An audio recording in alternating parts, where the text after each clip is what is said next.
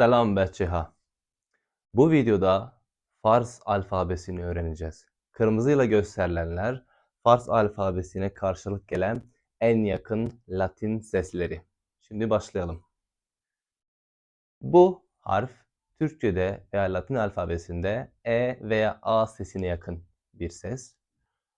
Sırasıyla B, P, T, S, C, Ç, H, H, D, Z, R, Z, J, S, Ş, S, Z, T, Z, I ve G.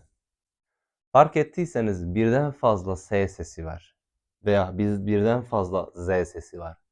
Bunlar Arapçadan gelen kelimelerin birebir olduğu gibi Farsça'ya geçmesiyle ve diğer bazı sebeplerden dolayı bu çeşitlilik var. Bu videoda harflerin bir kısmını gördük. Bir sonraki videoda diğer harflerle alfabeyi tamamlayıp gramer derslerimize giriş yapmış olacağız. O zamana kadar kendinize çok iyi bakın. Hoda hafız.